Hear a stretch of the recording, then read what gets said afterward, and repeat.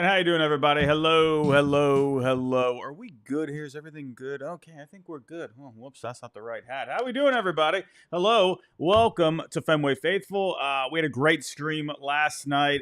Thanks again to Lou Merloni out there. That was a great show. Had a lot of fun with that. Thank you to everyone that tuned in for that. We almost had around 200 people for that, which is a record here on this channel. So I just want to say I appreciate that, everyone. Always great talking to Lou. I'm sure he will be back at some point soon this offseason. We got a lot to talk about.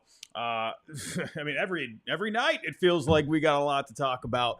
Obviously, the Juan Soto news has been red hot as of late. And I mean, I said this last night, coming into the offseason, who would have thought?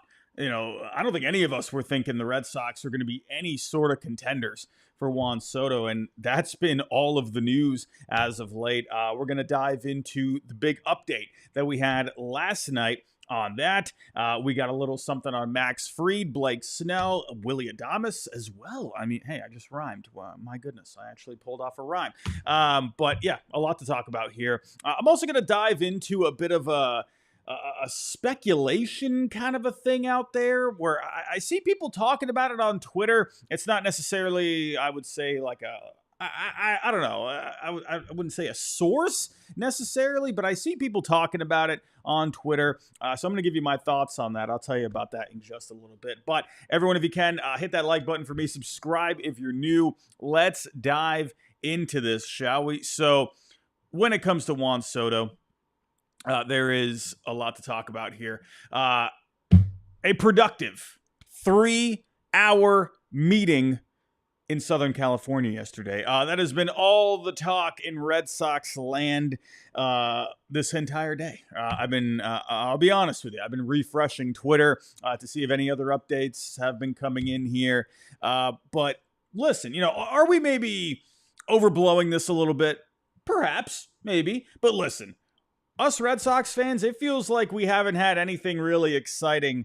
I mean, you could say Trevor Story a few years ago, right? That was a pretty decent signing right there. He was a newsworthy kind of a name, right? Trevor Story, always solid with the Rockies. So yeah, I think we were all pretty hyped for the most part when that signing happened. But, we haven't had anything major since, the Chris Sale, David Price, JD Martinez time that led to a World Series in 2018. So, yeah, I think it's fair, us Red Sox fans that, yeah, we're excited about this, right?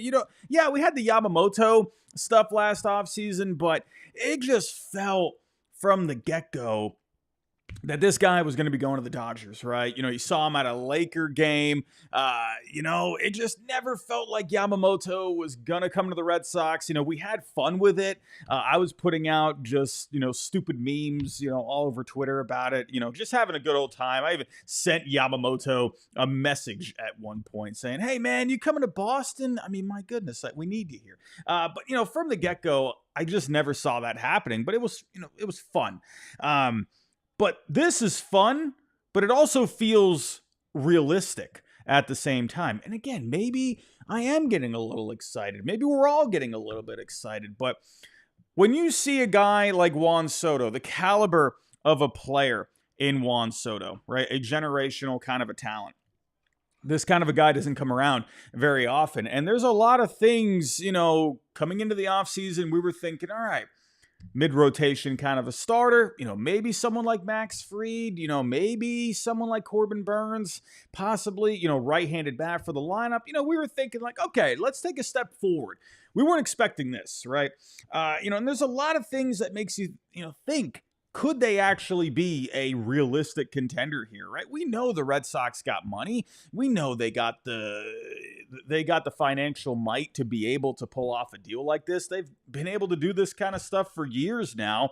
I mean, it just feels like, and when you combine the fact with now this young core, these top prospects are about to emerge for the Red Sox this coming year, including the number one prospect in baseball, according to Baseball America, in Roman Anthony, right? You got a lot of things going for you. Coming into last offseason, Craig Breslow, he was taking over.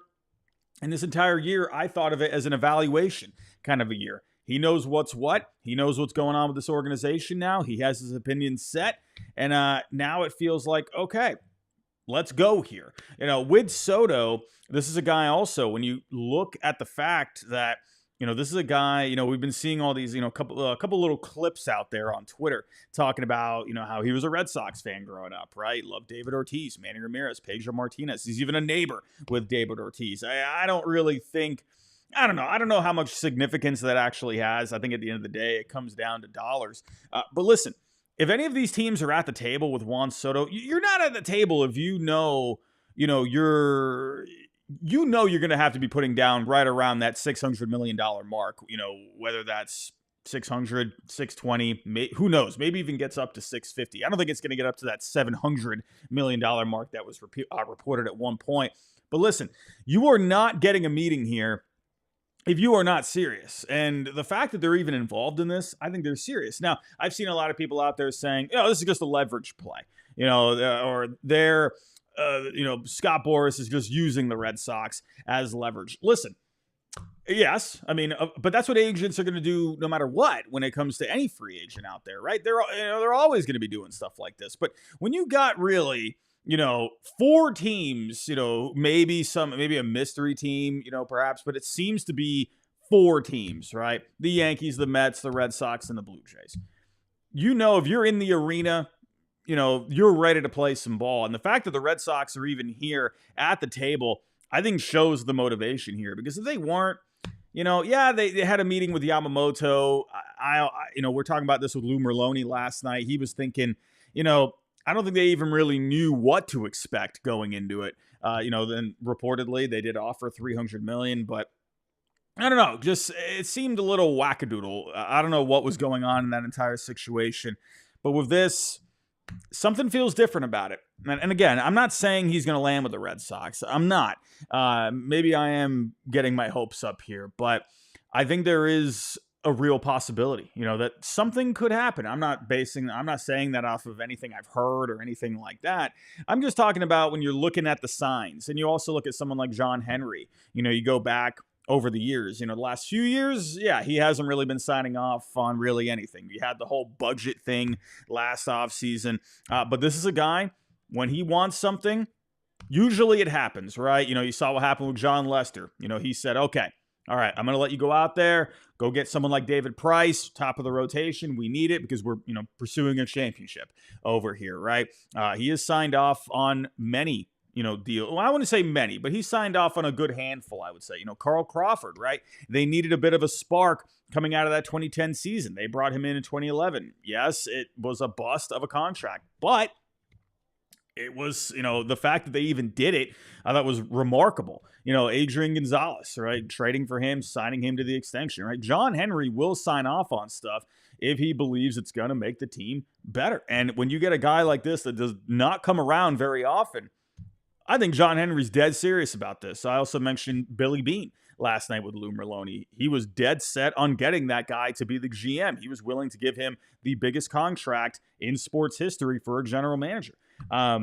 I believe John Henry is willing to do what it takes, because this is a guy that can be the face of your franchise for years to come. Juan Soto, I still think there's a very good chance he goes back to the Yankees.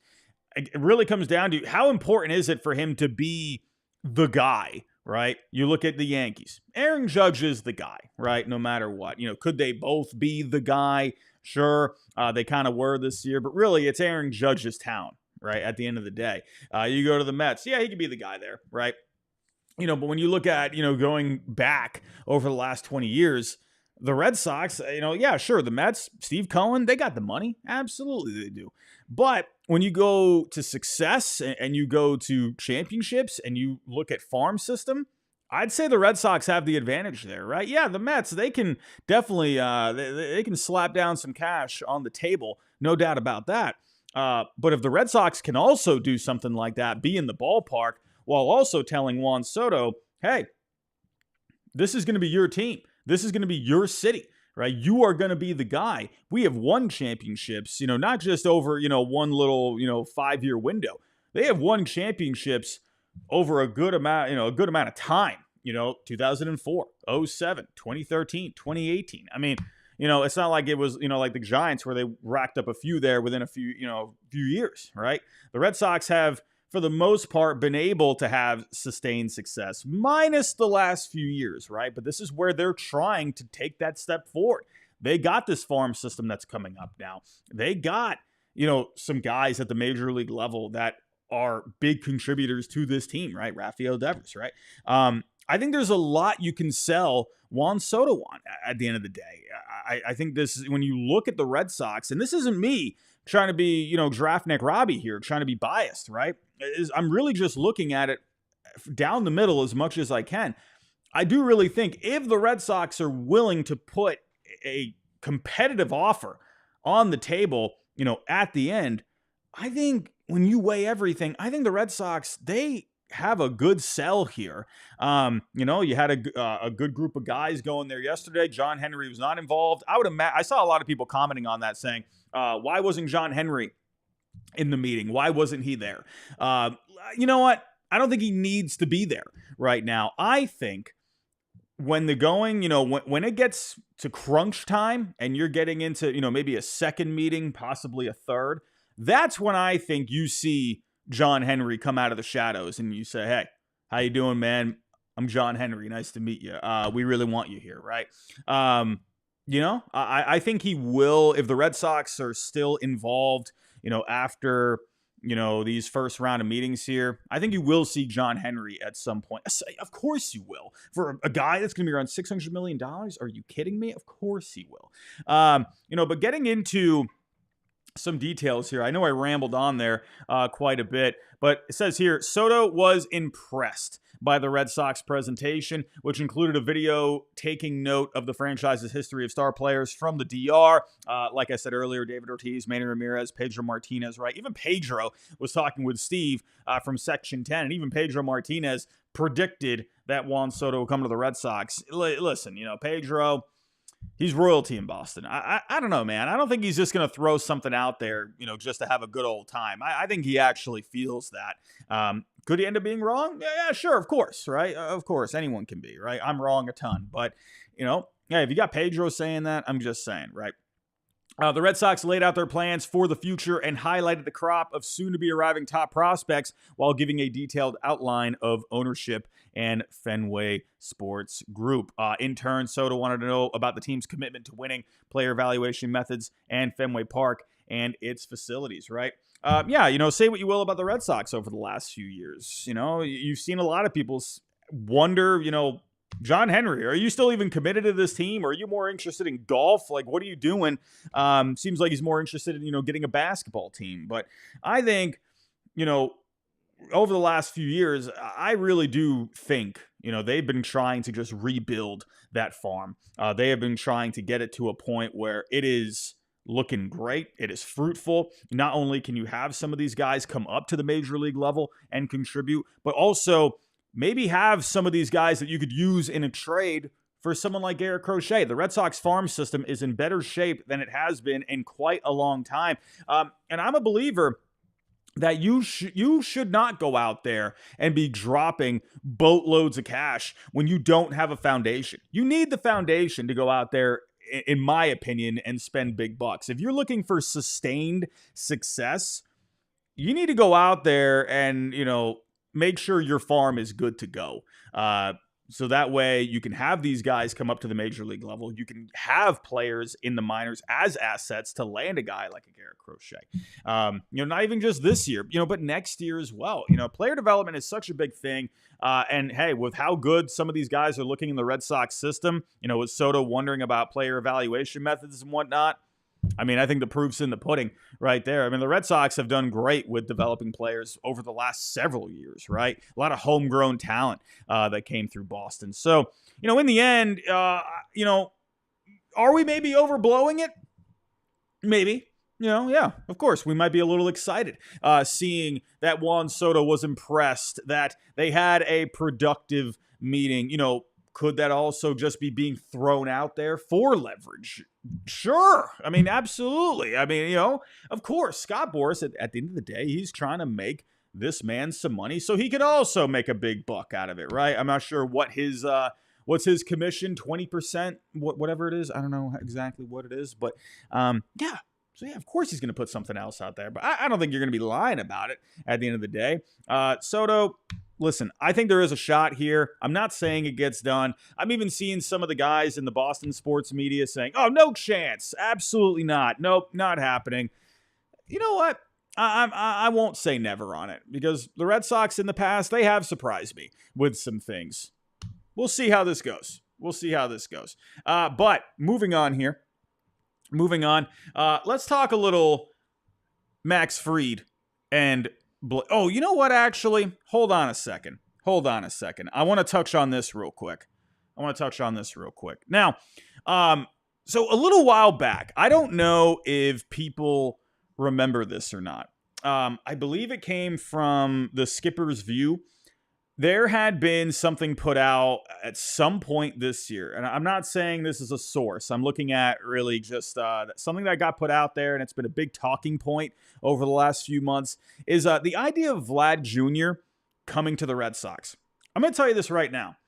I would be absolutely shocked if Vlad Jr. came to the Red Sox this offseason. Shocked.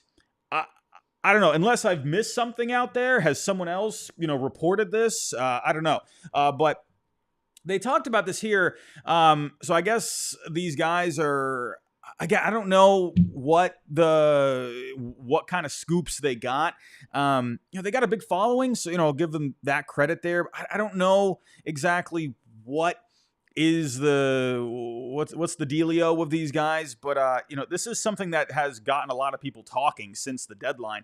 He says here, Vlad Jr. was discussed or something like that in a 3-hour meeting between Soto and the Red Sox, and he says here he also put out a blog where he did say he heard it from someone that was that his source that is in the circle.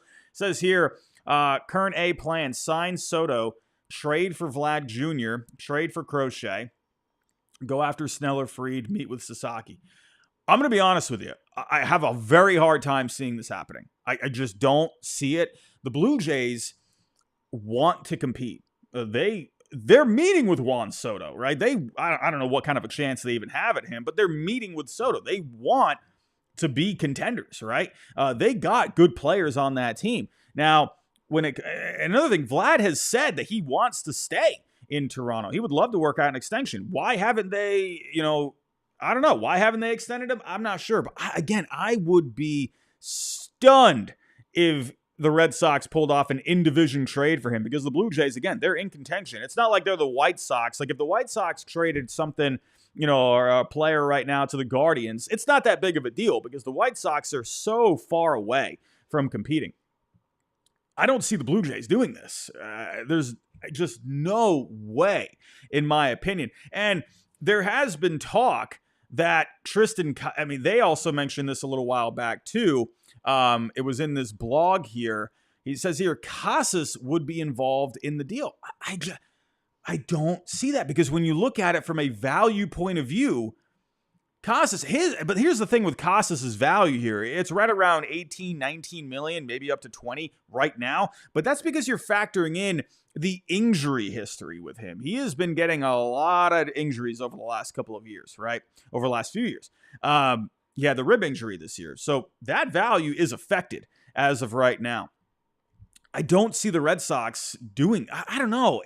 This would be bonkers, in my opinion. I just don't see it. From a value point of view, from, maybe MLB The Show, but again, I don't know. I don't got a guy on the inside. I got a couple of people that I, talk to here and there, but I don't know. Something about this just doesn't feel right. It doesn't line up to me. I don't buy it. I don't know. If anything, if there was a possible trade for Vlad, I don't think Casas would be the guy. I don't know. This one kind of weirds me out a little bit. I don't buy it. It feels very odd. I don't know. But I say right now we pump the brakes and we focus on this, right? We focus on Juan Soto. All right, now let's get back to the regular programming here. Let's talk about Fried and Snell. Now, According to Jeff Passan, he was talking with the guys over at Yahoo Sports, and he brought up there, yeah, the Red Sox, they are in contact, they are interested in Max Fried as well as Blake Snell. Now, Max Fried, he has been a popular name among Red Sox fans, even, other people out there thinking he could be a good fit with the Red Sox. Very solid year with the Braves. He's been just very solid for the Braves over the last several years, helping them win a World Series in 2021. Good year this year, right around 175 innings pitched, over 29 starts, ERA, FIP, right there, right around the same, 3.25 on the ERA, 3.33 on the FIP. He did have, an arm issue last year. He did miss a significant amount of time with that, but he showed he was pretty much healthy this year. Now, one thing people do point out with Fried is the ground ball percentage. He does get a lot of ground balls, right? Right around close to 60% on the ground balls. Now, when you factor in the Red Sox infield defense last year, yeah, I mean, when you think about that, probably not that great of a fit, right? But the one thing I think about when it comes to Max Fried and the Red Sox, and this is where I'm trying to think from the Red Sox point of view, is maybe they see the way he's been using his pitch mix. He does lead with the four-seam fastball. The Red Sox were a team this past year that got very much away from the four-seamers, right? They were leaning into the strengths of the pitchers. So I wonder if they see Fried, maybe they end up having a meeting with Fried or something at some point. I could see them, bringing to the table, hey, this is kind of how you've been using your pitch mix over the last several years. We think if you maybe lead with your sinker instead, gonna stop using that four-seamer, start using the breaking and off-speed pitches. I wonder if they bring that up, say, we think you would be a better pitcher. We think you would be a bona fide ace in the staff, right? Red Sox have also been big on the pitching lab ever since Breslow came in, bringing in several guys to help out with the pitching department within their organization. I wonder if they see Fried as a guy they could take to that next level. He's put up solid numbers, but I wonder if they see him as a guy where you can get that ERA, down into the mid-twos or something like that, right? Maybe increase that strikeout rate a little bit. We'll see. But speaking of strikeouts, Blake Snell is a guy that pretty much has that pretty much figured out at this point. A guy that's always racked up the strikeouts in his career. He actually had a very good strikeout to walk ratio this past year compared to last year, right? When he won the Cy, or 2023, when he had about 5 walks per 9. But he got that down a good amount this year, right under 4. He increased the strikeouts at the same time. He was terrible in the first half. He started spring training late. He was, having issues with the groin in the first half. So I think, once he got it figured out, that's the Blake Snell that we know. It's just hard with him because, hard to think about giving him big money long-term deal because this is a guy, there's always some kind of a flaw, right? This year, bad first half. Last year, the walks, right? And there's always something with him. But the one thing I think that the Red Sox could maybe be looking at when it comes to Blake Snell is the fact that you wouldn't have to give up a draft pick because he was not offered the qualifying offer. And because he is 32 years old, he's probably not going to be looking for, 8, 7, maybe even a 6-year deal. I could see him, thinking, all right, a 4-year deal, maybe a 5 tops. I could see the Red Sox being interested in something like that. Where with Fried, you would have to give up a draft pick. So that is something to keep in mind where the Red Sox, they've been revamping this farm over the last couple of years. They just added a lot of pitching in the draft this past year. Would they want to give up, a compensation pick? I'm not so sure. I'm not sure what their feelings are on that. But listen, I wouldn't be surprised if the Red Sox brought in one of these guys for the rotation. We've talked about Garrett Crochet a lot. No Garrett Crochet news today, except that I guess the Mets might be pretty serious in being willing to offer some of the top prospects in their system. But getting away from Garrett Crochet, we all know, there needs to be something added to the top of the rotation. If you went into the season with this, it'd be all right. I think they'd be, middle of the road starting pitching, right? But they need more here, especially with the bullpen losing a couple of key guys. They need to really add to the depth here. We can talk about Soto all we want, but they do need to address this pitching. I wouldn't be surprised if Fried or Snell were to come into the fold. So moving on, we got one more guy to talk about. And Willy Adames came up today from Morosi on MLB Network. He said there is a broad range of interest for Willy Adames at this point. You got several teams in the mix. You're looking at teams like the Yankees, the Dodgers, even the Astros have come up if Bregman were to leave. But he also mentioned the Red Sox here. Now, when it comes to the Red Sox lineup, we all know, right? Lefty bats, all over the place. They're looking to add some righty bats. I'm very interested to see how they balance this out. And everyone, listen, Juan Soto, yes, he's a lefty bat. I know, but it doesn't matter. It's Juan freaking Soto. But yeah, you got a lot of lefties here, and they're going to need a right-handed bat. I have been told from someone in the know that Cora is a big fan of Willy Adames. He would love to bring, someone like him in, because he kind of checks off some boxes you would like to have, right? Good power numbers this past year from Adames, from the right side, 32 home runs, a 119 WRC plus. He's had a good track record of defense, but the big thing with Adames, the big talking point this offseason so far, is he's open to moving to other positions. He had a kind of a down year defensively at shortstop this year. It was weird because he's had great numbers defensively, but this year he was having some issues out there.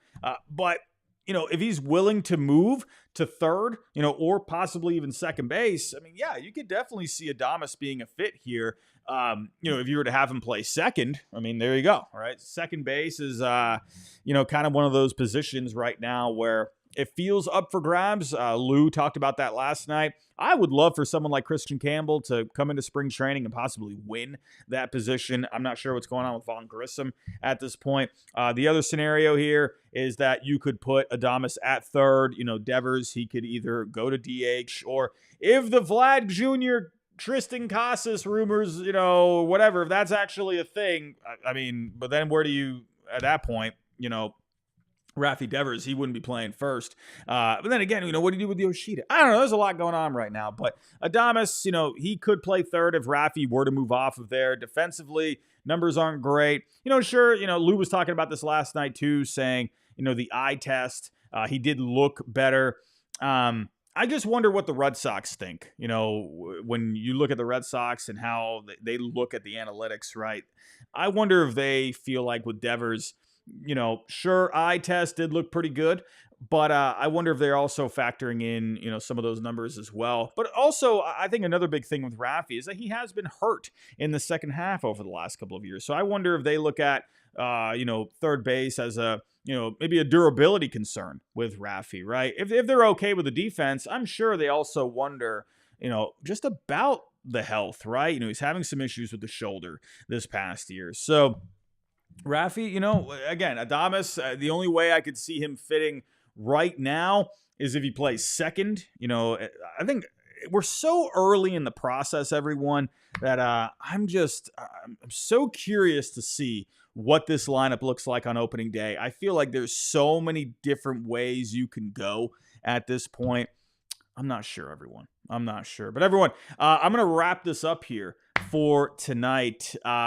Again, a busy day, right? It's been a busy week. We've had a lot of excitement over the last few days here. We'll see if we hear anything else on Juan Soto this weekend. Any other news regarding any pictures? Maybe we see some more. But I think right now we're in kind of this, I'm going to say a holding pattern, but it feels like agents are getting a feel for the market. GMs are, looking around, what's going on. They're talking to agents and whatnot. It feels like everyone's getting a feel for everything at this point. But who knows? Maybe we could start to see some action kick up here next week, possibly. We'll see. We're going into the weekend. I know Mike Tyson and Jake Paul have their match tonight. And I guess Netflix is having some issues. I actually have it on my TV, and it's been buffering a lot. I don't know if anyone else is having that issue. But everyone, that is where I'm going to wrap it up. Next week, a bit of an announcement here. We will be having Rob Bradford from the Baseball Isn't Boring podcast on at some point next week. Longtime Red Sox writer, Rob Bradford, very well respected within the entire city of Boston, right? Yeah. Very excited to have him on the show. He will be joining us at some point next week. Need to get confirmation what day exactly, but he will be joining the show because, hey, I would love to ask him this too. What did he mean by this? Getting the vibe that the Red Sox are approaching Juan Soto situation with the kind of intent we haven't seen in some time from then. I would love to hear, dig into that a little bit more with Rob. We'll just have to wait and see. But everyone, I'm going to wrap this up here for tonight. Thank you for joining me. If you can on the way out, hit that like button for me. Subscribe if you're new. And I'll talk to you next time.